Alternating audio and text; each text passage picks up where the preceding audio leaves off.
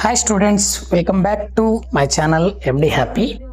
ಸಾಧಿಸುವ ಛಲ ಬಲವಾಗಿದ್ದರೆ ನಮ್ಮನ್ನು ನಾವು ತನ್ನಿಂದ ತಾನೇ ಏನಪ್ಪ ಅಂತಂದರೆ ಸಾಧನೆಡೆಗೆ ಸಾಗುವಂತಹ ಒಂದು ಕಾರ್ಯ ಎದುರಾಗ್ತದೆ ಅಂತ ಹೇಳ್ತಾ, ಕರ್ನಾಟಕ ಸರ್ಕಾರ, ಕರ್ನಾಟಕ ಶಾಲಾ ಪರೀಕ್ಷೆ ಮತ್ತು ಮೌಲ್ಯನಿರ್ಣಯ ಮಂಡಳಿ ದ್ವಿತೀಯ PUC ರಾಜ್ಯಶಾಸ್ತ್ರ ಮಾದರಿ ಪ್ರಶ್ನೆ ಪತ್ರಿಕೆ 1 ನಾನು ಹೋದ ವಿಡಿಯೋದಲ್ಲಿ ಬಿಟ್ಟಿದ್ದೆ. ಸೊ ಆ ವಿಡಿಯೋದಲ್ಲಿ ಹೇಳಿದೆ ನಿಮಗೆ, ನಾನು ಈ ಒಂದು ಪ್ರಶ್ನೆ ಪತ್ರಿಕೆಯ ಒಂದು ಉತ್ತರಗಳನ್ನು ನಾನು ಮುಂದಿನ ವಿಡಿಯೋದಲ್ಲಿ ಬಿಡ್ತೀನಿ ಅಂತೇಳಿ. ಸೊ ಆ ವಿಡಿಯೋ ಇದಾಗಿದೆ ಅಂತ ಹೇಳ್ತಾ, ಸೊ ಭಾಳ ಜನ ವಿದ್ಯಾರ್ಥಿಗಳು ಕೇಳ್ತಾ ಇದ್ದೀರಿ ಸರ್ ಯಾವಾಗ ಬಿಡ್ತೀರಿ ಅಂತೇಳಿ. ಸೊ ಆ ನನ್ನೆಲ್ಲ ಪ್ರೀತಿಯ ವಿದ್ಯಾರ್ಥಿಗಳಿಗೋಸ್ಕರ ಈ ವಿಡಿಯೋನ ನಿಮ್ಮ ಮುಂದೆ ತರ್ತಾ ಇದ್ದೀನಿ. ಸೊ ನಾನು ಸಮಯವನ್ನು ವ್ಯರ್ಥ ಮಾಡಿದೆ, ಈ ಉತ್ತರ ಪತ್ರಿಕೆ ಕಡೆ ಹೋಗ್ತೀನಿ. ಸೊ ದಯವಿಟ್ಟು ವಿದ್ಯಾರ್ಥಿಗಳು ಇನ್ನೂ ಯಾರು ನಮ್ಮ ಚಾನಲ್ನ ಸಬ್ಸ್ಕ್ರೈಬ್ ಮಾಡ್ಕೊಂಡಿಲ್ಲ, ದಯವಿಟ್ಟು ನಮ್ಮ ಚಾನಲ್ ಸಬ್ಸ್ಕ್ರೈಬ್ ಮಾಡ್ಕೊಳ್ಳಿ ಅಂತ ಹೇಳ್ತಾ, ಬನ್ನಿ ಈ ಉತ್ತರ ಪತ್ರಿಕೆಡೆ ಸಾಗೋಣ. ಭಾಗ ಅ, ಕೆಳಗಿನ ಪ್ರಶ್ನೆಗಳಿಗೆ ಸರಿಯಾದ ಉತ್ತರಗಳನ್ನು ಆಯ್ಕೆ ಮಾಡಿ ಬರೆಯಿರಿ. ನೋಡಿ, ಇಲ್ಲಿ ಆಯ್ಕೆಗಳು ಕೊಟ್ಟಿದ್ದಾರೆ. ಮರು ಮತದಾನ ವಿಷಯಕ್ಕೆ ಸಂಬಂಧಿಸಿದಂತೆ ಕೆಳಗಿನ ನೀಡಿರುವ ಯಾವ ಹೇಳಿಕೆಯು ಸರಿಯಾಗಿದೆ ಅಂತಂದರೆ ಅದು ಆಯ್ಕೆಗಳಲ್ಲಿ ಬಿ ಮಾತ್ರ ಸರಿಯಾಗಿದೆ. 1, ಮತದಾನದ ಸಮಯದಲ್ಲಿ ಮತಯಂತ್ರ ನಾಶವಾದರೆ ಮಾತ್ರ ಏನಪ್ಪ ಅಂತಂದರೆ ಮರು ಚುನಾವಣೆ ಅಥವಾ ಮರು ಮತದಾನ ಮಾಡ್ತಾರೆ. ಈ 3 ಆಯ್ಕೆಗಳನ್ನು ನೋಡಿದಾಗ ಮತದಾರನು ಚುನಾವಣೆ ನಿಯಮ ಉಲ್ಲಂಘಿಸಿದರೆ ಮರುಚುನಾವಣೆ ಆಗೋದಿಲ್ಲ, ಮತದಾನ ರಹಸ್ಯವನ್ನು ಉಲ್ಲಂಘಿಸಿದರೆ ಮರುಚುನಾವಣೆ ಆಗಲ್ಲ, ಮತ ಹಾಕಬಹುದು ಅಥವಾ ಹಾಕದೇ ಇರಬಹುದು, ಅದಕ್ಕೆ ಮರುಚುನಾವಣೆ ಆಗಲಿಕ್ಕೆ ಅವಕಾಶ ಇಲ್ಲ. ಸೊ ಹಾಗಾಗಿ ಆಯ್ಕೆ 1 ಮಾತ್ರ ಏನಪ್ಪ ಅಂತಂದರೆ ಮತದಾನ ಸಮಯದಲ್ಲಿ ಮತಯಂತ್ರ ನಾಶ ಆದರೆ ಏನಪ್ಪ ಅಂತ ಮರುಚುನಾವಣೆ ಮಾಡಲಾಗ್ತದೆ. ವಿಶ್ವ ಪರಿಸರ ದಿನಾಚರಣೆಯನ್ನು ಈ ದಿನದಿಂದ ಆಚರಿಸಲಾಗ್ತದೆ. 5 ಜೂನ್ ಏನಪ್ಪ ಅಂತಂದರೆ ವಿಶ್ವ ಪರಿಸರ ದಿನವನ್ನು ನಾವು ಆಚರಣೆ ಮಾಡ್ತೀವಿ. ಲಿಬಿಯಾದ ನಿರಂಕುಶಾಧಿಕಾರಿ ಅಂಥೇಳಿ ಹಳೆಯ ಪ್ರಶ್ನೆ ಪತ್ರಿಕೆ ಕೇಳಿದ್ದಾರೆ, ಇದು ಹೊಸದೇನಲ್ಲ. ಲಿಬಿಯಾದ ನಿರಂಕುಶಾಧಿಕಾರಿ ಯಾರು ಅಂತಂದರೆ ಮ್ಯೂಮರ್ ಗಡಾಫಿ ಅಂಥೇಳಿ ಒಂದು ಚಿತ್ರ ಕೊಟ್ಟಿದ್ದಾರೆ. ಯಾವ ಸಂಘಟನೆಯ ಮುಂದಿನ ಪೀಳಿಗೆಯನ್ನು ಯುದ್ಧ ಎಂಬ ವಿಧ್ವಂಸಕಾರಿ ಪ್ರವೃತ್ತಿಯಿಂದ ರಕ್ಷಿಸುತ್ತದೆ? ನೀಡಿರುವ ಚಿತ್ರವನ್ನು ವೀಕ್ಷಿಸಿ ಕೆಳಗಿನ ಉತ್ತರವನ್ನು ಆರಿಸಿ ಅಂತ ಹೇಳಿದ್ದಾರೆ. ಆಯ್ಕೆಗಳಲ್ಲಿ ವಿಶ್ವಸಂಸ್ಥೆ ಇದೆ, ಸೊ ಅದು ಸರಿಯಾದ ಉತ್ತರ. ಈ ಕೆಳಗಿನ ಯಾವ ಹೇಳಿಕೆ ಸೂಕ್ತವಾಗಿದೆ? 4 ಹೇಳಿಕೆಗಳನ್ನು ಕೊಟ್ಟಿದ್ದಾರೆ. ಇಂದಿರಾ ಗಾಂಧಿ ಮತ್ತು ZA ಅಂತಂದರೆ ZA ಬುಟ್ಟಂ ತಾಟಸ್ಕಾ ಏನು ಒಂದು ತಸ್ಕೆಂಟ್ ಒಪ್ಪಂದ ಲಾಲ್ ಬಹದ್ದೂರ್ ಶಾಸ್ತ್ರಿ ಜೊತೆ ಆಗ್ತದಲ್ಲ, ಇದು ಹೇಳಿಕೆ ತಪ್ಪು. ಅಯ್ಯೂಬ್ ಖಾನ್ ಮತ್ತು ಇಂದಿರಾ ಗಾಂಧಿ ನಡುವೆ ಸಿಮ್ಲಾ ಒಪ್ಪಂದ ಆಗೋದಿಲ್ಲ, ಆ ಹೇಳಿಕೆಯೂ ತಪ್ಪಾಗಿದೆ. ಜವಾಹರ್ಲಾಲ್ ನೆಹರು ಮತ್ತು ಚೌ ಎನ್ ಲಾ ಪಂಚಶೀಲ ತತ್ವಕ್ಕೆ ಸಹಿ ಹಾಕ್ತಾರೆ, ಇದು ಸರಿಯಾದ ಉತ್ತರ. ಹೀಗಾಗಿ ಸಿ ಸರಿಯಾದ ಉತ್ತರ. ಇನ್ನು ಕೆಳಗಿನ ಪ್ರಶ್ನೆಗೆ ಖಾಲಿ ಬಿಟ್ಟ ಸ್ಥಳಗಳನ್ನು ನಾನು ಹೇಳಿದೆ ಆಲ್ರೆಡಿ. ಸ್ಪೀಕರರು ತಾವು ಆಯ್ಕೆಯಾಗಿ ಬಂದ ಪಕ್ಷವನ್ನು ಬಿಟ್ಟು ಬೇರೆ ಪಕ್ಷಕ್ಕೆ ಸೇರಿದಾಗ ಪಕ್ಷಾಂತರ ನಿಷೇಧ ಕಾಯ್ದೆ ಅನುಸಾರ ಶಾಸನ ಸಭಾ ಸದಸ್ಯತ್ವವನ್ನು ಕಳೆದುಕೊಳ್ಳುವುದಿಲ್ಲ ಸ್ಪೀಕರ್. ಇನ್ನು 2002 ಜೈವಿಕ ವೈವಿಧ್ಯ ಕಾಯ್ದೆ ಜಾರಿಗೆ ಬಂದಿದೆ. ಪ್ರಶ್ನೆ ಪತ್ರಿಕೆಯನ್ನು ಮುಂದಿಟ್ಟುಕೊಳ್ಳಿ, ನಾನು ಕೊಟ್ಟಿರುವಂಥ ಉತ್ತರ ವಿಡಿಯೋಗಳನ್ನು ನೋಡಿಕೊಂಡು ನೀವು ಮಾರ್ಕನ್ನು ಹಾಕೋತ ಹೋಗಿ. ಅಂತಾರಾಷ್ಟ್ರೀಯ ನ್ಯಾಯಾಲಯವು ದಿ ಹೇಗ್ನಲ್ಲಿದೆ. CHOGM ನಾಯಕತ್ವ ಇಂಗ್ಲೆಂಡ್ ದೇಶ ವಹಿಸಿದೆ. ಇನ್ನು ಹೊಂದಿಸಿ ಬರೆ ನೋಡಿದಾಗ ಬೌಂಡ್ರಿ ಕಮಿಷನ್ ಸರ್ ಸಿರಿಲ್ ರಾಡ್ಕ್ಲಿಫ್ ಅವರು ಲಾಲ್ ಬಹದ್ದೂರ್ ಶಾಸ್ತ್ರಿ ಅಕಾಡೆಮಿ ಇರುವುದು ಮನ್ಸೂರಿಯಲ್ಲಿ. ಭಯೋತ್ಪಾದನೆ ಟೆರರ್ ಅಂತ ಕರಿತೀವಿ. ಹುಟ್ಟು 24 ಅಕ್ಟೋಬರ್ 1945 ವಿಶ್ವಸಂಸ್ಥೆ ಸ್ಥಾಪನೆ ಮಾಡ್ತಾರೆ. ಮೂಕ ನಾಯಕ ಗ್ರಂಥ ಬರೆದವರೇ ಡಾಕ್ಟರ್ ಅಂಬೇಡ್ಕರ್ ಅವರು. ಕೆಳಗಿನ ಪ್ರಶ್ನೆಗೆ ಒಂದೊಂದು ವಾಕ್ಯದಲ್ಲಿ ಉತ್ತರಿಸಿ. ಆಪರೇಷನ್ ಪೋಲೋ ಎಂದರೆ ಬೇರೆ ಏನೂ ಅಲ್ಲ. ಒಂದು ವಾಕ್ಯದಲ್ಲಿ ನೋಡ್ರಿ ಉತ್ತರಗಳು ಹೆಂಗೆ ಕೊಡ್ತಾರೆ, ಈ ರೀತಿನ ಉತ್ತರ ಬರೀಬೇಕು ನೀವು. ಹೈದರಾಬಾದ್ ನಿಜಾಮ ಆಡಳಿತ ಅರಾಜಕತೆಯನ್ನು ಹಂತಗೊಳಿಸಲು ಭಾರತ ಸೇನೆ 1948ರಲ್ಲಿ ಸೆಪ್ಟೆಂಬರ್ ಮಾಡಿದ ಪೊಲೀಸ್ ಕಾರ್ಯಾಚರಣೆಯನ್ನು ಆಪರೇಷನ್ ಪೋಲೋ ಎನ್ನುವರು. ಇನ್ನು ಮುಂದಿನ ಪ್ರಶ್ನೆ ನೋಡಿದಾಗ ಮನುಸ್ಮೃತಿಯನ್ನು ಯಾವಾಗ ಅಳವಡಿಸಿಕೊಳ್ಳಲಾಯಿತು? ಮನುಸ್ಮೃತಿಯನ್ನು ಕ್ರಿಸ್ತಪೂರ್ವ 185ರಲ್ಲಿ ಅಳವಡಿಸಿಕೊಳ್ಳಲಾಗ್ತದೆ ವಿದ್ಯಾರ್ಥಿಗಳೇ. ಜಿಲ್ಲೆಯ ಮಾನವ ಹಕ್ಕುಗಳನ್ನು ರಕ್ಷಿಸುವ ಮುಖ್ಯಸ್ಥರು ಯಾರು? ನೋಡಿ, ಜಿಲ್ಲಾಧಿಕಾರಿಗಳು. ರಾಷ್ಟ್ರದಲ್ಲಿ ರಾಷ್ಟ್ರಪತಿಗಳು, ರಾಜ್ಯದಲ್ಲಿ ರಾಜ್ಯಪಾಲರಾದರೆ ಜಿಲ್ಲೆಯಲ್ಲಿ ಜಿಲ್ಲಾಧಿಕಾರಿಗಳೇನಪ್ಪ ಅಂತಂದರೆ ಈ ಮಾನವ ಹಕ್ಕುಗಳನ್ನು ರಕ್ಷಣೆ ಮಾಡ್ತಾರೆ, ಮುಖ್ಯಸ್ಥರಾಗಿರ್ತಾರೆ. ಇನ್ನು LACಯನ್ನು ವಿಸ್ತರಿಸಿ. Line of actual control line of actual control ಅಂತ ಹೇಳ್ತೀವಿ. ಬಂಗಬಂಧು ಎಂದು ಯಾರನ್ನು ಕರೆಯುತ್ತಾರೆ? ಹೋದ ವರ್ಷ ಬಿಟ್ಟ ಸ್ಥಳದಲ್ಲಿ ಕೇಳಿರುವಂಥ ಪ್ರಶ್ನೆ ಈ ವರ್ಷ ಒಂದು ವಾಕ್ಯದಲ್ಲಿ ಕೇಳಿದ್ದಾರೆ, ಶೇಖ್ ಮುಜಿಬುರ್ ರೆಹಮಾನ್. ಇನ್ನು ಭಾಗ ಬಿಗೆ ನೋಡಿದಾಗ ಕೆಳಗಿನ 5 ಪ್ರಶ್ನೆಗಳಿಗೆ 2-3 ವಾಕ್ಯದಲ್ಲಿ ಉತ್ತರಿಸಿ. ರಾಜ್ಯವೇ ಚುನಾವಣಾ ವೆಚ್ಚವನ್ನು ಭರಿಸುವುದು ಎಂದರೇನು? ಹೊಸದಾಗಿ ಮತ್ತು ಹೊಸ ಪ್ರಶ್ನೆ ಪತ್ರಿಕೆ ಬಂದಿರುವಂಥದ್ದು. ಚುನಾವಣೆಗಳಲ್ಲಿ ಸ್ಪರ್ಧಿಸುವ ಮಾನ್ಯತೆ ಪಡೆದ ರಾಜಕೀಯ ಪಕ್ಷಗಳಿಗೆ ಚುನಾವಣಾ ಸಮಯದಲ್ಲಿ ವಾಹನಗಳಿಗೆ ಇಂಧನ, ಮೈಕ್, ಕರಪತ್ರ, ಪತ್ರಿಕೆಗಳಲ್ಲಿ ಪ್ರಕಟಣೆ, ಎಲೆಕ್ಟ್ರಾನಿಕ್ ಮಾಧ್ಯಮಗಳ ಪ್ರಚಾರ ಮುಂತಾದವುಗಳ ಚುನಾವಣಾ ವೆಚ್ಚವನ್ನು ಭರಿಸುವುದು ಚುನಾವಣಾ ವೆಚ್ಚ ಅಂತ ಹೇಳ್ತೀವಿ. ಕೇಂದ್ರ ಸೇವೆಗೆ 2 ಉದಾಹರಣೆ ಅಂದರೆ ಕಂದಾಯ ಸೇವೆ ಮತ್ತು ಇನ್ನೊಂದು ವಿದೇಶಿ ಸೇವೆ. ಲೋಕಸೇವಾ ಆಯೋಗದ ಸದಸ್ಯರ ಪ್ರಜಾಪ್ರಭುತ್ವ ವಿಧಾನವನ್ನು ಬರೆಯಿರಿ ಅಂತ ಕೇಳಿದ್ದಾರೆ ಈ ವರ್ಷ. ಕೇಂದ್ರ ಲೋಕಸೇವಾ ಆಯೋಗದ ಸದಸ್ಯರನ್ನು ಅವರ ದುರ್ನಡತೆ ಆಧಾರದ ಮೇಲೆ ಸರ್ವೋಚ್ಚ ನ್ಯಾಯಾಲಯ ಏನು ಮಾಡ್ತದೆ ಅಂದರೆ ವಿಚಾರಣೆಯನ್ನು ನಡೆಸಿ ರಾಷ್ಟ್ರಪತಿ ಆದೇಶದ ಮೇಲೆ ಅವರನ್ನು ಸದಸ್ಯತ್ವವನ್ನು ವಜಾಗೊಳಿಸ್ತಾರೆ. ಡಾಕ್ಟರ್ BR ಅಂಬೇಡ್ಕರ್ ಅವರ 3 ಜನಪ್ರಿಯ ವಾಣಿಗಳಂದರೆ ಶಿಕ್ಷಣ, ಸಂಘಟನೆ, ಹೋರಾಟ. ಒಂದು ಚಿತ್ರ ಕೊಟ್ಟಿದ್ದಾರೆ. ಚಿತ್ರ ಏನು ಹೇಳ್ತಂದರೆ, ಕೆಳಗಿನ ಚಿತ್ರವನ್ನು ಉಲ್ಲೇಖಿಸಿ ಕಡ್ಡಾಯ ಶಿಕ್ಷಣವನ್ನು ಅರ್ಥ ಬರೆಯಿರಿ. 6 ರಿಂದ 14 ವರ್ಷದ ಮಕ್ಕಳು ಎಲ್ಲರೂ ಕಡ್ಡಾಯ ಶಿಕ್ಷಣ ಪಡೆಯುವುದು ಕಡ್ಡಾಯ ಶಿಕ್ಷಣ ಎಂದು ಕರೆಯಲಾಗ್ತದೆ. NDA ಮೈತ್ರಿಕೂಟ 2 ರಾಜಕೀಯ ಪಕ್ಷಗಳಂದರೆ BJP ಮತ್ತು ಸಮತಾ ಪಕ್ಷ.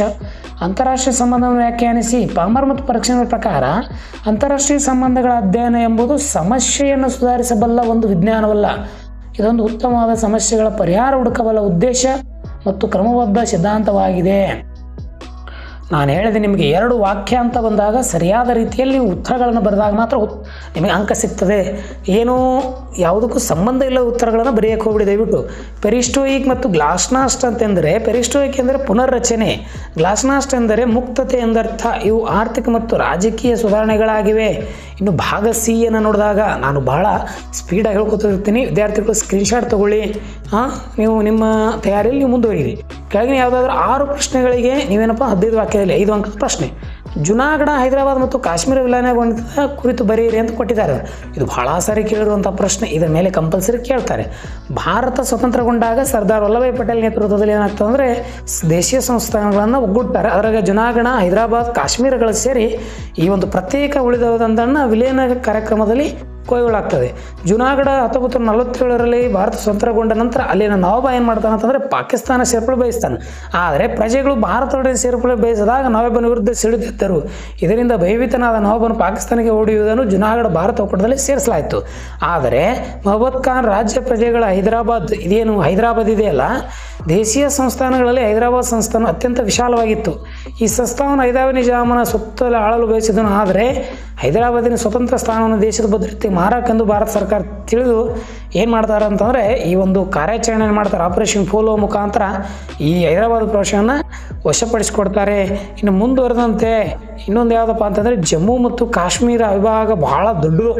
1950ರಿಂದ ಹಿಡಿದು ಈ ಇನ್ನೂ ಪ್ರಚಲಿತವಾಗಿ ಏನಪ್ಪ ಅಂತಂದರೆ ಈ ಘಟನೆ ನಡೀತಾ ಉಂಟು. ವಿದ್ಯಾರ್ಥಿಗಳೇ, ಎಲ್ಲವನ್ನ ಹೇಳಲಿಕ್ಕೆ ಸಾಧ್ಯ ಇಲ್ಲ, ನೀವು ದಯವಿಟ್ಟು ಸ್ಕ್ರೀನ್ಶಾಟ್ಗಳನ್ನು ತೆಗೆದುಕೊಳ್ಳಿ. ನಂತರ ಈ ನೀವು ಗೊತ್ತೇ ಇದೆ, ಈ 1990 ಮತ್ತು 1902 ಕಾಶ್ಮೀರ ಚುನಾವಣೆಗಳಾದ ನಂತರ ಮೊನ್ನೆ 370 ಆ್ಯಕ್ಟ್ ತೆಗೆದ ನಂತರ ಒಂದು ಸ್ವಲ್ಪ ಬದಲಾವಣೆ ಆಗಿದೆ. ಇನ್ನು ಮುಂದೆ ಬದಲಾವಣೆ ಆಗೋ ಭವಿಷ್ಯ ನಮ್ಮ ಕಣ್ಮುಂದೆ ಕಾಣ್ತಿದೆ ಅಂತ ಹೇಳ್ತಾ, ಇನ್ನು ನೆಕ್ಸ್ಟ್ ಪ್ರಶ್ನೆ ನೋಡಿದಾಗ ರಾಜ್ಯಗಳ ಪುನರ್ರಚನೆಗೆ ಭಾಷೆಯು ಆಧಾರವಾಗಿ ಇರಬೇಕೆಂಬುದು ಕಾರಣ ನೀಡಿ ಅಂತ ಕೊಟ್ಟಿದ್ದಾರೆ. ಕಾರಣಗಳನ್ನು ನೋಡಿ. ಮೋತಿಲಾಲ್ ನೆಹರು ಅವ್ರು ಏನು ಮಾಡ್ತಾರೆ, ಒಂದು ಪ್ರಾಂತ್ಯವು ಸಾಕ್ಷರತೆ ಸಾಧಿಸಿ ತನ್ನ ಮಾತೃಭಾಷೆ ಮಾಧ್ಯಮ ಮೂಲಕ ದಿನನಿತ್ಯ ಕಾರ್ಯನಿರ್ವಹಿಸಬೇಕಾದರೆ ಅದು ಭಾಷಾ ರಾಜ್ಯವಾಗಿರಬೇಕು ಅಂತ ಮೋತಿಲಾಲ್ ನೆಹರು ಹೇಳ್ತಾರೆ. ಆದರೆ ವೈವಿಧ್ಯ ಸಂಸ್ಕೃತಿ, ಸಂಸ್ಕೃತಿ ಮತ್ತು ಸಾಹಿತ್ಯ ಬೆಳವಣಿಗೆ ಸಹಾಯವಾಗಬಲ್ಲದು. ಇನ್ನು ಅಂಶಗಳನ್ನು ನೋಡಿದಾದ್ರೆ ಭಾಷೆಯು ಜನರ ಸಂಸ್ಕೃತಿ ಮತ್ತು ಸಂಪ್ರದಾಯದೊಂದಿಗೆ ನಿಕಟವಾಗಿದೆ. ಹೌದು, ಮಾತೃಭಾಷಾ ಮಾಧ್ಯಮ ಮೂಲಕ ನಾವು ಎಲ್ಲೇ ಹೋಗಲಿ ಶಿಕ್ಷಣವನ್ನು ಸಾಕ್ಷರತೆ ಸಾಧಿಸ್ಬೋದು. ಜನಸಾಮಾನ್ಯರು ಮಾತೃಭಾಷೆಯಲ್ಲಿ ರಾಜಕಾರಣ ಆಗಿರ್ಬೋದು, ಆಡಳಿತ ಆಗಿರ್ಬೋದು, ನೈಜ ಸೌಲಭ್ಯ ಇವು ಏನೇ ಇರಲಿ ಅವುಗಳನ್ನು ಸುಲಭ ಆಗ್ತದೆ. ಇನ್ನು ಭಾಷಾವಾರು ರಾಜ್ಯಗಳು ಮತ್ತು ಅದರ ಜೊತೆ ಶಿಕ್ಷಣ, ಆಡಳಿತ, ನ್ಯಾಯಿಕ ವ್ಯವಹಾರಗಳು ಮಾತೃಭಾಷೆಯಲ್ಲಿ ಸಮರ್ಥವಾಗಿ ನೀಡಬಲ್ಲದು. ಇಲ್ಲಾಂದರೆ ಬೇರೆ ಭಾಷೆಯಲ್ಲಿ ನೀಡಲಿಕ್ಕೆ ಸಾಧ್ಯ ಇಲ್ಲ ಅಂತ ಹೇಳ್ತಾರೆ. ಇನ್ನು ಮುಂದುವರೆದಂತೆ ಮುಖ್ಯ ಕಾರ್ಯದರ್ಶಿಗಳು ನೆನಪಿರಲಿ ನಿಮಗೆ, ರಾಜ್ಯ ಸರ್ಕಾರದಲ್ಲಿ ಮುಖ್ಯ ಕಾರ್ಯದರ್ಶಿ ಸಚಿವಾಲಯ ಆಡಳಿತ ಮುಖ್ಯಸ್ಥರಾಗಿರ್ತಾರೆ. ಕೇಳಿ, ಭಾಳ ಇಂಪಾರ್ಟೆಂಟ್ ಇದು. ಈತನು ಆಡಳಿತಾತ್ಮಕ ವ್ಯವಸ್ಥೆ ಜವಾಬ್ದಾರಿ ಹೊಂದಿರ್ತಾನೆ. ಹೌದು, ಯಾಕಂದರೆ ಇವರು ಶಾಶ್ವತ ಆಡಳಿತಾಧಿಕಾರಿಗಳು.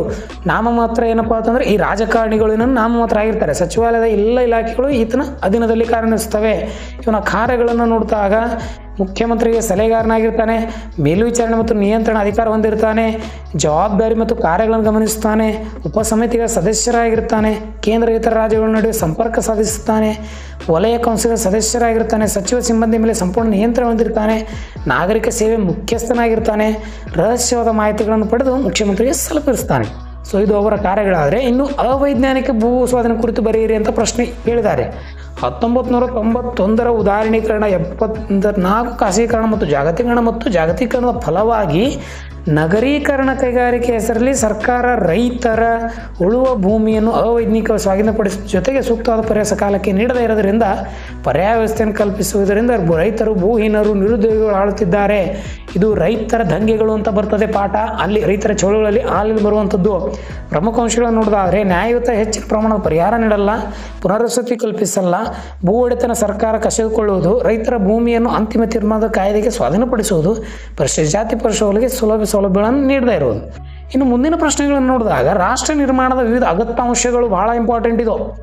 ಜನರು ಸಂಘಟಿಸಿ ಅವರಲ್ಲಿ ಸಾಮರಸ್ಯ ಸಾಧಿಸಿ ಎಲ್ಲರೂ ಒಪ್ಪಿಕೊಳ್ಳುವ ವ್ಯವಸ್ಥೆಯನ್ನು ನಿರ್ಮಿಸಲು ವಿಶಾಲ ಪ್ರಕ್ರಿಯೆಯನ್ನು ರಾಷ್ಟ್ರ ನಿರ್ಮಾಣ ಎನ್ನುವರು. ರಾಷ್ಟ್ರ ನಿರ್ಮಾಣ ಒಂದು ದೇಶವು ಬಲಿಷ್ಠ ರಾಷ್ಟ್ರ ಅಥವಾ ಉತ್ತಮ ಸಮಾಜಕ್ಕೆ ಮಾರ್ಪಡುವ ಗುರಿಯನ್ನು ಹೊಂದಿರುತ್ತದೆ. ಸುಮ್ಮನೆ ರಾಷ್ಟ್ರ ನಿರ್ಮಾಣ ಆಗಲ್ಲ, ಅದಕ್ಕೆ ಆದಂಥ ಕೆಲವು ಅಂಶಗಳನ್ನು ಇರ್ತಾವೆ. ಇಲ್ಲಿ ರಾಷ್ಟ್ರ ಅಗತ್ಯ ನೋಡ್ರಿ, ಜನತೆ ಬೆಂಬಲ ಬೇಕು, ಉತ್ತಮ ಆಡಳಿತ ಬೇಕು, ಬದ್ಧತೆಯಿಂದ ಕೂಡಿರುವಂಥ ನಾಯಕ ಬೇಕು, ನಾಯಕತ್ವ ಬೇಕು, ರಾಜಕೀಯ ಸಂಸ್ಕೃತಿ ಬೇಕು, ಅಧಿಕಾರ ಹಂಚಿಕೆ ಬೇಕು, ಸಾರ್ವಜನಿಕ ಶಿಕ್ಷಣ, ರಾಷ್ಟ್ರೀಯ ಗುರಿ, ಸಮೂಹ ಮಾಧ್ಯಮ, ಜವಾಬ್ದಾರಿಯುತ ಬೌದ್ಧತೆ, ರಾಷ್ಟ್ರೀಯ ಸಮಗ್ರತೆ. ನಾನು ಇಲ್ಲಿ ಏನು ಮಾಡಿದ್ದೀನಿ ಅಂತಂದರೆ ಮೊದಲು ಪಾಯಿಂಟ್ಗಳನ್ನು ಬರೆದೀನಿ, ನೀವು ಗಮನಿಸಬೇಕು. ಆ ಪಾಯಿಂಟ್ಗಳನ್ನು ಬರೆದ ನಂತರ ಕೆಳಗಡೆ ವಿವರಣೆಯನ್ನು ಕೊಟ್ಟು ಒಂದೊಂದೇ ಪಾಯಿಂಟ್ಗಳನ್ನು ತೊಗೊಂಡು ನೋಡಿ. ಜನತೆ ಬೆಂಬಲ, ರಾಷ್ಟ್ರ ನಿರ್ಮಾಣ ಪ್ರಕ್ರಿಯೆ ಬಹು ಇಚ್ಛಾಶಕ್ತಿ ಅಗತ್ಯ. ಈ ರೀತಿಯಾದಂತಹ ಈ ಒಂದು ವಿವರಣೆಯನ್ನು ನೀವು ಕೊಡ್ತಾ ಹೋಗಬೇಕು. ಸ್ಕ್ರೀನ್ಶಾಟನ್ನು ತೆಗೆದುಕೊಳ್ಳಿ, ಹೌದಾ? ಇಲ್ಲ ಅಂತಂದರೆ ನಾನು ಟೆಲಿಗ್ರಾಮ್ ಚಾನಲಲ್ಲಿ ಈ ಒಂದು PDF ಅನ್ನು ಹಾಕಿರ್ತೀನಿ, ಸೊ ನೀವು ಅಲ್ಲಿ ಡೌನ್ಲೋಡ್ ಮಾಡ್ಕೋಬೋದು. ನೆಕ್ಸ್ಟು ಇನ್ನು ಅಸ್ಮಿತೆಯ ರಾಜಕಾರಣಕ್ಕೆ ಉದಯಕ್ಕೆ ಹೋಗೋ ಪ್ರಮುಖ ಕಾರಣಗಳು. ಅದಕ್ಕೆ ಪ್ರಮುಖ ಕಾರಣಗಳು ಕೆಳಗಿನಂತಿವೆ: ಧರ್ಮ, ಜಾತಿ, ಪ್ರಾದೇಶಿಕತೆ, ಭಾಷೆ. ಇವುಗಳ ಆಧಾರದ ಮೇಲೆ ಏನಪ್ಪ ಅಂತಂದ್ರೆ ನಾವು ಅಸ್ಮಿತೆಯ ರಾಜಕಾರಣಕ್ಕೆ ಕಾರಣುವ ಅಂಶಗಳನ್ನು ಕಾಣಬಹುದು. ಅದರ ವಿವರಣೆಗಳನ್ನು ನಾನು ಕೆಳಗೆ ಕೊಟ್ಟಿದ್ದೀನಿ. ಅದರ ಬಗ್ಗೆ ನಾನು ಭಾಳ ವಿಸ್ತರಣೆ ಮಾಡಲಿಕ್ಕೆ ಹೋಗೋದಿಲ್ಲ, ಯಾಕಂತಂದರೆ ಸಮಯ ಬಹಳ ಕಡಿಮೆ ಇದೆ. ಎಲ್ಲವನ್ನು ಪ್ರಿಪೇರ್ ಮಾಡಬೇಕು. ವಿದ್ಯಾರ್ಥಿಗಳಿಗೆ ಕಡಿಮೆ ಸಮಯದಲ್ಲಿ ಅತಿ ಹೆಚ್ಚು ಮಾಹಿತಿಯನ್ನು ಒದಗಿಸಲಿಕ್ಕೆ ನಾನು ಸಹಾಯವನ್ನು ಮಾಡ್ತೀನಿ ಅಂತ ಹೇಳ್ತೀನಿ. ಮಂಡಲ ವರದಿ ದಿವಸ ಇಲ್ಲಿ ಬರ್ತದೆ. VP ಸಿಂಗ್ ಸರ್ಕಾರ ಸೌಲಭ್ಯಗಳಲ್ಲಿ ಪಡೆಯುವಂಥ ಕೆಲವು ನಿಯಮಗಳು. ಇನ್ನು ನಿಮಗೊಂದು ಚಿತ್ರವನ್ನು ಕೊಟ್ಟಿದ್ದಾರೆ, ಭಾಳ ಅಪರೂಪ. ಯುವ ಜನಾಂಗವು ಭ್ರಷ್ಟಾಚಾರ ವಿರುದ್ಧ ಚಳುವಳಿ ಸಕ್ರಿಯವಾಗಿ ಭಾಗವಹಿಸಲು ಎಂಬುದು ಈ ಚಿತ್ರದಲ್ಲಿ ಸಮರ್ಥಿಸಿ. ನಮ್ಮ ಈಗಿನ 18ರಿಂದ ಈ ಒಂದು 35ರವರೆಗೆ ಏನು ಯುವಜನತೆ ಇದೆಯಲ್ಲ, ಅದು ಭ್ರಷ್ಟಾಚಾರಕ್ಕೆ ನಿವಾರಣೆಗೆ ಯಾವ ರೀತಿ ತೊಡಗಿಸಿಕೊಂಡಿದೆ ಎಂಬುದ್ರ ಬಗ್ಗೆ ಕೆಲವೊಂದು ಜನರಲ್ ಆಗಿರುವಂಥ ಪ್ರಶ್ನೆ ಇದು. ಬಲಿಸಾಗಿದೆ ನೋಡ್ರಿ. ಶಕ್ತಿ ರಾಜಕಾರಣ ಬೇಕು. ಈ JS ನೇ ಅವ್ರು ಹೇಳ್ತಾರೆ, ಭ್ರಷ್ಟಾಚಾರ ಎಂಬುದು ಖಾಸಗಿ ಉದ್ದೇಶಕ್ಕಾಗಿ ಸಾರ್ವಜನಿಕ ಕರ್ತವ್ಯಗಳ ಔಪಚಾರಿಕ ಮಾರ್ಗಗಳನ್ನು ಬದಲಿಸುವುದೇ ಆಗಿದೆ ಅಂತ ಹೇಳಿದ್ದಾರೆ. ಅದಕ್ಕೆ ಅಂಶಗಳನ್ನು ನೋಡಿದಾಗ ಶಕ್ತಿ ರಾಜಕಾರಣ ಬರ್ತದೆ, ರಾಜಕೀಯ ಅಪರಾಧೀಕರಣ ಬರ್ತದೆ, ಅಧಿಕಾರದಲ್ಲವರೇ ಕೊನೆಯವರೇ ಆಡಳಿತ ನಡೆಸೋ ಅಂಥದ್ದು, ಇದು ಸಾಮಾಜಿಕ ನ್ಯಾಯ ಉಲ್ಲಂಘನೆ. ನಾನು ಪ್ರತಿಯೊಂದು ಅಂಶಗಳನ್ನು ವಿವರಣೆಯನ್ನು ಕೊಡ್ತುಕೊತಾ ಹೋಗ್ತೀನಿ. ವಿದ್ಯಾರ್ಥಿಗಳು ಗಮನಿಸಬೇಕು, ಯಾಕಂದರೆ ನೀವು ಬರೀ ಪಾಯಿಂಟ್ಗಳನ್ನು ಬರೆದ್ರೆ ಅಂಕಗಳು ಸಿಗಲ್ಲ. ಅದಕ್ಕೆ ಒಂದು 2ರಿಂದ 3 ಲೈನ್ಗಳಲ್ಲಿ ನೀವು ವಿವರಣೆ ಕೊಟ್ಟಿದ್ದೆ ಆದರೆ ಸೊ ಆ ಉತ್ತರ ಭಾಳ ಸಮಂಜಸ ಆಗ್ತದೆ ಅಂತ ಹೇಳ್ತೀನಿ. ಇನ್ನು ಅಂತಾರಾಷ್ಟ್ರೀಯ ಸಂಬಂಧಗಳ ಪರಿಕಲ್ಪನೆ ವಿವರಿಸಿ ನೋಡ್ರಿ. ಪಾಮರ್ ಮತ್ತು ಪರ್ಕಿನ್ಸ್ ಅವರ ಪ್ರಕಾರ ಅಂತಾರಾಷ್ಟ್ರೀಯ ಸಂಬಂಧಗಳ ಅಧ್ಯಯನ ಎಂಬುದು ಸಮಸ್ಯೆಯನ್ನು ಸುಧಾರಿಸುವ ಒಂದು ವಿಜ್ಞಾನವಲ್ಲ, ಇದೊಂದು ಉತ್ತಮವಾದಂಥ ಸಮಸ್ಯೆಗಳ ಪರಿಹಾರ ಕೊಡಬಲ್ಲ ಉದ್ದೇಶ ಮತ್ತು ಕ್ರಮದ ಸಿದ್ಧಾಂತವಾಗಿದೆ. ಇದರ ಪರಿಕಲ್ಪನೆಯನ್ನು ನೋಡಿದಾಗ ರಾಜ್ಯದ ಸರ್ವೋಚ್ಚ ಪ್ರಾಧಿಕಾರ ಇದರೊಳಗಿರುತ್ತದೆ, ರಾಷ್ಟ್ರೀಯ ಶಕ್ತಿಯನ್ನು ಒಳಗೊಂಡಿರ್ತದೆ, ರಾಷ್ಟ್ರೀಯ ಹಿತಾಸಕ್ತಿಯನ್ನು ಒಳಗೊಂಡಿರ್ತದೆ, ಶಕ್ತಿ ಬಣಗಳಿಂದ ಕೂಡಿರ್ತದೆ, ಧ್ರುವೀಕರಣವನ್ನು ಒಳಗೊಂಡಿರ್ತದೆ. ಶಕ್ತಿ ಸಮತೋಲನ ಇದ್ದಾಗ ಮಾತ್ರ ಅಂತಾರಾಷ್ಟ್ರೀಯ ಸಂಬಂಧಗಳು ಗಟ್ಟಿಯಾಗ್ತವೆ. ವಿವರಣೆಯನ್ನು ನೋಡಿ. ನಾನು ಯಾವ ರೀತಿ ನೋಡಿ ಒಂದು 3 ಲೈನು ಅಥವಾ 1-2 ಲೈನು 4 ಲೈನಲ್ಲಿ ಉತ್ತರಗಳನ್ನು ನೀಡ್ತಾ ಹೋಗಿದ್ದೀನಿ. ವಿದ್ಯಾರ್ಥಿಗಳೇ, ದಯವಿಟ್ಟು ಅನ್ಯಥೇನ ಭಾವಿಸ್ಬೇಡಿ. ನೀವು ನಿಖರವಾಗಿ 3ರಿಂದ 4 ಲೈನ್ ಉತ್ತರ ಕೊಟ್ಟಿದ್ದಾರೆ 5ಕ್ಕೆ 5 ಮತ್ತು 10ಕ್ಕೆ ಅಂಕಗಳು ಬೀಳ್ತವೆ. ವಿಶ್ವಶಾಂತಿಯನ್ನು ಪ್ರೋತ್ಸಾಹಿಸುವ ನಿಟ್ಟಿನಲ್ಲಿ ವಿಶ್ವಸಂಸ್ಥೆ ಭಾರತ ಪಾತ್ರವನ್ನು ಯಾವ ರೀತಿ ನಿರ್ವಹಿಸ್ತಾ ಇದೆ ಭಾರತ ಅಂತ ಕೊಟ್ಟಿದ್ದಾರೆ. ಭಾರತವು ಅಂತಾರಾಷ್ಟ್ರೀಯ ಶಾಂತಿ ಮತ್ತು ಭದ್ರತೆ ಕಾಪಾಡಲು ಭಾರತೀಯ ಮಿಲಿಟರಿ ಪಡೆಯನ್ನು ವಿಶ್ವಸಂಸ್ಥೆ ಸಹಾಯಕ್ಕಾಗಿ ಕಳಿಸಿತ್ತು. 1950ರಿಂದ ವಿಶ್ವ ಶಾಂತಿ ಪಾಲನಾ ಪಡೆಯಲು 1,00,000 ಹೆಚ್ಚು ಸೈನಿಕರನ್ನು, ಪೊಲೀಸರನ್ನು ಅಲ್ಲಿ ಕಳಿಸಿ. ಉದಾಹರಣೆಗೆ ದಕ್ಷಿಣ Korea, Congo, Somalian, Afghanistan, Angola, Eritrea, Lebanon, ದಕ್ಷಿಣ ಸುಡಾನ್ ಮುಂತಾದ ದೇಶಗಳಲ್ಲಿ ಶಾಂತಿ ಸ್ಥಾಪಿಸಲು ನಮ್ಮ ಭಾರತ ಸಾಕಷ್ಟು ಸಹಾಯವನ್ನು ಮಾಡಿದೆ. ಇದರ ಜೊತೆಗೆ ನಿಮಗೆ ಇನ್ನಷ್ಟು ಮಾಹಿತಿ ಇದ್ದರೆ ನೀವು ಬರಿಬೋದು. ಇನ್ನು ಪ್ರಬಂಧ ವಿವರದಲ್ಲಿ ನೋಡೋದಾದರೆ ಭಾಗ D 30ರಿಂದ 40 ನೀವು 2 ಪೇಜ್ ಬರಿಬೇಕು. ಇದರಲ್ಲಿ 10 ಅಂಕದ ಪ್ರಶ್ನೆಗಳಿರ್ತವೆ, ಬೇಕಾದ 2ಕ್ಕೆ ಬರೀಬೇಕು. ನಾನಿಲ್ಲಿ 3ಗಳನ್ನು ಕೊಟ್ಟಿದ್ದೀನಿ, ಆಯ್ಕೆಗಳನ್ನು ಕೊಟ್ಟಿರ್ತಾರೆ. ಭಾರತದಲ್ಲಿ ಪಕ್ಷ ಪದ್ಧತಿಯ ಸ್ವರೂಪವನ್ನು ವಿವರಿಸಿ. ಭಾರತದ ಪಕ್ಷ ಪದ್ಧತಿಯ ಸ್ವರೂಪವು ರಾಷ್ಟ್ರೀಯ ಚಳವಳಿಯೊಂದಿಗೆ ಬೆಳೆದು ಬಂದಿದೆ. ಉದಾಹರಣೆಗೆ ಸ್ವಾತಂತ್ರ್ಯ ಪಡೆಯುವ ನಿಟ್ಟಿನಲ್ಲಿ 1885 ಭಾರತ ರಾಷ್ಟ್ರೀಯ ಕಾಂಗ್ರೆಸ್ ಪಕ್ಷ ಸ್ಥಾಪಿಸಿದರು ಹ್ಯೂಮ್ ಅವರು. ನಂತರ 19ರಲ್ಲಿ ಮುಸ್ಲಿಂ ಲೀಗ್ ಆಯಿತು, 24ರಲ್ಲಿ ಕಮ್ಯುನಿಸ್ಟ್ ಪಕ್ಷ ಬಂತು, 1930ರಲ್ಲಿ ಪ್ರಜಾ ಸೋಷಲಿಸ್ಟ್ ಪಕ್ಷ ಬಂತು, 1936ರಲ್ಲಿ ಫ್ಲವರ್ ಬ್ಲಾಕನ್ನು ಬಂತು. ಇನ್ನು ಜನಸಂಘ, ಜನತಾ ಪಕ್ಷ, BJP, BSP ಬಹಳಷ್ಟು ಪಕ್ಷಗಳು ಬಂದಿವೆ. ಯಾಕಂತಂದರೆ ಭಾರತದಲ್ಲಿ ಪಕ್ಷ ಪದ್ಧತಿಯನ್ನು ರೂಢಿಸ್ಕೋಬೇಕು. ಇನ್ನು ಅದರ ಸ್ವರೂಪವನ್ನು ನೋಡಿದಾಗ ಸಂವಿಧಾನದ ಬೆಳವಣಿಗೆ ಆಗ್ತದೆ, ಬಹುಪಕ್ಷ ಪದ್ಧತಿ ಅಸ್ತಿತ್ವಕ್ಕೆ ಬರ್ತದೆ, ಪಕ್ಷಗಳಲ್ಲಿ ಒಡಕು ಮತ್ತು ವಿಲೀನ ಪ್ರಾರಂಭವಾಗೋದನ್ನು ತಡೆಗಟ್ಟಿಸ್ತದೆ, ಏಕಪಕ್ಷೀಯ ಪ್ರಾಬಲ್ಯ ಕ್ಷೀಣಿಸ್ತದೆ, ಭಿನ್ನಮತಿಯನ್ನು ಹೋಗಲಾಡಿಸ್ತದೆ, ಪಕ್ಷಾಂತರ ಪಿಡುಗನ್ನು ಹೋಗಲಾಡಿಸ್ತದೆ, ನಾಯಕತ್ವ ವರ್ಚಸ್ಸು ಬೆಳವಣಿಗೆ ಆಗ್ತದೆ, ತತ್ವರಹಿತ ರಾಜಕೀಯ ಪಕ್ಷಗಳು ಬೆಳವಣಿಗೆ ಬರ್ತವೆ, ಪ್ರಾದೇಶಿಕ ಪಕ್ಷಗಳ ಪ್ರಾಬಲ್ಯ ಮತ್ತು ಹೆಚ್ಚಿಗೆ ಆಗ್ತವೆ, ಧಾರ್ಮಿಕ ಭಾಷಾವಾರ ಪಕ್ಷಗಳು ಬೆಳವಣಿಗೆ ಆಗ್ತವೆ, ಎಡ ಮತ್ತು ಬಲಪಂಥೀಯ ಪಕ್ಷಗಳು ಬರ್ತವೆ ಅಂತ ಹೇಳ್ತಾರೆ. ಇನ್ನು ಸಮ್ಮಿಶ್ರ ಸರ್ಕಾರದ ಶಕೆ ಅಂತಲೂ ನಾವು ಕರಿಬೋದು ಈ ಬಹುಪಕ್ಷ ಪದ್ಧತಿಯನ್ನು. ವಿವರಣೆಗಳನ್ನು ನೀಡಿದ್ದೀನಿ. ನಾನು ಒಂದು 2 ಸೆಕೆಂಡ್ ನೀವು ವಿಡಿಯೋನ ಪಾಸ್ ಮಾಡಿ ಸ್ಕ್ರೀನ್ಶಾಟ್ ತೊಗೊಂಡ್ರೆ ಭಾಳ ಉತ್ತಮ ಆಗಿರ್ತದೆ ಸ್ನೇಹಿತರೆ. ಹೌದಾ, ಬೇಕಾಗಿರುವಂಥದ್ದು 2.5 ಪೇಜು, ಕೇವಲ ಅಷ್ಟಿಷ್ಟಂದರೆ ಆದರೆ ಸಿಗಲ್ಲ. ಇನ್ನು ಕೋಮುವಾದಕ್ಕೆ ನೆನಪಿರಲಿ ನಿಮಗೆ, ಕಾರಣವನ್ನು ಮತ್ತು ಪರಿಹಾರವನ್ನು ತಿಳಿಸಿ. ಭಾರತದಲ್ಲಿ ಬ್ರಿಟಿಷ್ ನೀತಿ, ಹಿಂದೂ ಮುಸ್ಲಿಮರ ರಾಷ್ಟ್ರೀಯವಾದ, ಕೋಮು ಗಲಭೆಗಳು, ರಾಜಕೀಯ ಪ್ರೇರಿತಗಳು 10ನೇ ತರಗತಿಯಿಂದ ನೋಡ್ತಾ ಇರಿ, ಸಮಾಜ ವಿಜ್ಞಾನದಲ್ಲಿ ಈ ಪಾಠಗಳು ಬಂದಿವೆ. ಸೊ ನಾನು ಹೆಚ್ಚಿನ ಮಾಹಿತಿಗಳನ್ನು ಹೇಳಿಕ್ಕೆ ಹೋಗಲ್ಲ, ಯಾಕಂದ್ರೆ ಧಾರ್ಮಿಕ ಈ 5 ಪಾಯಿಂಟ್ಗಳನ್ನು ಇಟ್ಟುಕೊಂಡು ನಿಮ್ಮದೇ ಆದಂಥ ವಿವರಣೆಯಲ್ಲಿ ಬ್ರಿಟಿಷ್ ಯಾವ ರೀತಿ ನಮ್ಮ ಭಾರತವನ್ನು ಹಿಂದೂ ಮುಸ್ಲಿಂ ಕ್ರಿಶ್ಚಿಯನ್ರಾಗಿ ಹೊಡೆದ್ರು, ಅದರ ಜೊತೆಗೆ ರಾಜಕೀಯ ಪ್ರೇರಣೆಯನ್ನು ಯಾವ ರೀತಿ ಕೊಟ್ಟರು, ಕೋಮುಗಲಭೆಗಳನ್ನು ಯಾವ ರೀತಿ ಮಾಡ್ತಾಯಿದ್ರು, ಇನ್ನು ಕೋಮುಗಲಭೆಯ ಪರಿಹಾರಗಳನ್ನು ನೋಡಿದಾಗ ಜಾತ್ಯತೀತ ಭಾತೃತ್ವ ಭಾವನೆಯನ್ನು ಸಾಧಿಸುವುದು, ರಾಷ್ಟ್ರೀಕರಣವನ್ನು ಬೆಳೆಸುವುದು, ನೆರೆಹೊರೆಯವರ ಶಾಂತಿ ಸಮಿತಿಗಳನ್ನು ರಚಿಸುವುದು. ಅದಾಗ ಮಾತ್ರ ಏನಪ್ಪ ಅಂತಂದರೆ ನಾವು ಕೋಮುಗಲಭೆಯನ್ನು ಹತ್ತಿಕ್ಕಲು ಸಹ ಆಗ್ತದೆ ವಿದ್ಯಾರ್ಥಿಗಳೇ. ಇನ್ನು ಆಧುನಿಕ ಸರ್ಕಾರದ ಮೇಲೆ ಆಪ್ತ ಸ್ನೇಹಿ ಬಂಡವಾಳ ಸ್ನೇಹಿತಿನ ಪರಿಣಾಮಕಾರಿ ವಿಮರ್ಶಿಸಿ. ಇನ್ನು ಆಧುನಿಕ ಸರ್ಕಾರ, ಈಗಿನ ಸರ್ಕಾರಗಳು ಬಂಡವಾಳ ಸ್ನೇಹಿಗಳಿಗೆ ಆತ್ಮಸಿ ಯಾವ ರೀತಿ ಆಗಿದ್ದಾವೆ ಅಂಥೇಳಿ ಪರಿಣಾಮಕಾರಿಯಾಗಿ ನಿಮ್ಮ ವಾಕ್ಯಗಳಲ್ಲಿ ನೀವು ಬರೀಬಹುದು.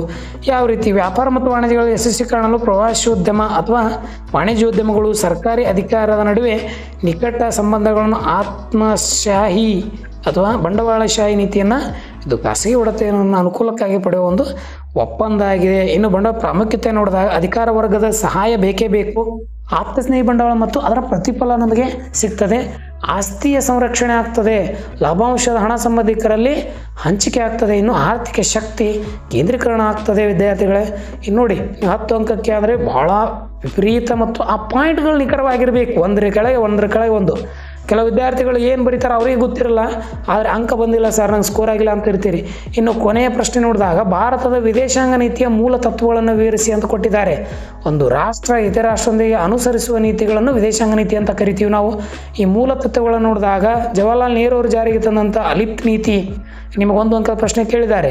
ಈ ಚೈನಾದ ಪ್ರಧಾನಮಂತ್ರಿ ಮತ್ತು ನಮ್ಮ ಭಾರತ ಪ್ರಧಾನಮಂತ್ರಿ ಅವರು ಏನು ಸಹಿ ಹಾಕಿರ್ತಾರಲ್ಲ, ಇನ್ನು ಸಾಮ್ರಾಜ್ಯಶಾಹಿ ಮತ್ತು ವಸಾಹತುಶಾಹಿ ವಿರೋಧಿಸ್ತದೆ. ಹೌದು, ವಿಶ್ವಸಂಸ್ಥೆಯಲ್ಲಿ ನಂಬಿಕೆ ಇಡಬೇಕು. ಇನ್ನು ಗುರಿ ಮತ್ತು ಮಾರ್ಗ ಬೇಕೇ ಬೇಕು. ವರ್ಣಭೇದ ಮತ್ತು ಜನಾಂಗ ತಾರತಮ್ಯ ವಿರೋಧಿಸುವುದು ಪಂಚಶೀಲ ತತ್ವಗಳು. ನೆನಪಿರಲಿ, 5 ತತ್ವಗಳಿದ್ದಾವೆ. ಇನ್ನು ಕಾಮನ್ವೆಲ್ತ್ ದೇಶಗಳೊಂದಿಗೆ ಒಪ್ಪಂದ, ನಿಶಸ್ತ್ರೀಕರಣ, ವಿಭಜಿತ ರಾಷ್ಟ್ರಗಳ ಬಗ್ಗೆ ಅರಿವನ್ನು ಮೂಡಿಸುವುದು, ಚಿಕ್ಕ ರಾಷ್ಟ್ರಗಳ ಬಗ್ಗೆ ಒಲವು, ಆಫ್ರಿಕಾ ಏಷ್ಯಾ ರಾಷ್ಟ್ರಗಳ ಬಗ್ಗೆ ವಿಶೇಷ ಆಸಕ್ತಿ, ಶೀತಲ ಸಂವಾದಕ್ಕೆ ವಿರೋಧವನ್ನು ವ್ಯಕ್ತಪಡಿಸುವುದು. ನನ್ನೆಲ್ಲ ಆತ್ಮೀಯ ವಿದ್ಯಾರ್ಥಿಗಳಿಗೆ ನಾನು ಕೇಳ್ಕೊಳ್ಳೋದು ಏನಪ್ಪ ಅಂತಂದರೆ, ನಿಮಗೆ ಬೇಕಾಗಿರುವಂಥ ಮಾಹಿತಿ ನಾನು ಒದಗಿಸಿದ್ದೀನಿ ಅಂಥೇಳಿ ನಿಮಗೆ ಒಂದು ದೊಡ್ಡ ಭರವಸೆಯನ್ನು ಕೊಡ್ತೀನಿ ನಾನು. ಇವುಗಳನ್ನು ಸ್ಕ್ರೀನ್ಶಾಟ್ ತೊಗೊಳ್ಳಿ ಅಥವಾ ಒಂದು ನೋಟನ್ನು ಮಾಡ್ಕೊಳ್ಳಿ, ನಿಮಗೆ ಬೇಕಾಗಿರುವಂಥ ಮಾಹಿತಿಗಳನ್ನು ಬರ್ಕೊಳ್ಳಿ ಅಂತ ಹೇಳ್ತೀನಿ. ಪಂಚಶೀಲ ತತ್ವಗಳು ನೋಡಿ ಯಾವ ರೀತಿ ಅದಾವೆ. ಪರಿಸರ ದೇಶನ ಐಕ್ಯತೆ ಸಮ ಬೆಳೆಸುವುದು, ಪರಸ್ಪರ ದಾಳಿ ಮಾಡದಿರುವುದು, ಪರಸ್ಪರ ದೇಶದ ಆಂತರಿಕ ವ್ಯವಹಾರಗಳಲ್ಲಿ ಹಸ್ತಕ್ಷೇಪ ಮಾಡದಿರುವುದು, ಸಮಾನತೆ ಮತ್ತು ಪರಸ್ಪರ ಅವಕಾಶ ನೀಡುವುದು, ಶಾಂತಿಯುತ ಸಹಬಾಳ್ವೆ. ಸೊ ವಿದ್ಯಾರ್ಥಿಗಳೇ, ಈ ಒಂದು ಉತ್ತರ ಪತ್ರಿಕೆ ನನಗೆ ಹೇಗೆ ಅನಿಸ್ತಿತ್ತು ಅಂತೇಳಿ ನನಗೆ ನೀವು ಕಮೆಂಟ್ ಮೂಲಕ ತಿಳಿಸಿ ಅಂತ ಹೇಳ್ತೀನಿ. ನನ್ನೆಲ್ಲ ವಿದ್ಯಾರ್ಥಿಗಳಿಗೆ ನನ್ನ ಚಾನಲ್ ಮುಖಾಂತರ ನಿಮಗೆಲ್ಲರಿಗೂ ಒಳ್ಳೆಯದಾಗಲಿ ಅಂತ ಹೇಳ್ತಾ, ಇನ್ನೂ ಯಾರು ನಮ್ಮ ಚಾನಲನ್ನು ಸಬ್ಸ್ಕ್ರೈಬ್ ಮಾಡ್ಕೊಂಡು ದಯವಿಟ್ಟು ಚಾನಲ್ ಸಬ್ಸ್ಕ್ರೈಬ್ ಮಾಡ್ಕೊಳ್ಳಿ ಮತ್ತು ನಿಮ್ಮ ಸ್ನೇಹಿತರಿಗೂ ಕೂಡ ಇದರ ಬಗ್ಗೆ ಶೇರ್ ಮಾಡಿ ಆದಷ್ಟು ಅಂತ ಹೇಳ್ತೀನಿ. ನಿಮ್ಮ ಸಹಾಯ ಮತ್ತು ನಿಮ್ಮ ಬೆಂಬಲ ಈ ನಿಮ್ಮ ಪ್ರೀತಿಯ ಶಿಕ್ಷಕನಿಗೆ ಬೇಕು ಅಂತ ಹೇಳ್ತಾ ಎಲ್ಲರಿಗೂ ವಂದನೆಗಳು ಅರ್ಪಿಸ್ತೀನಿ. ನಮಸ್ಕಾರ.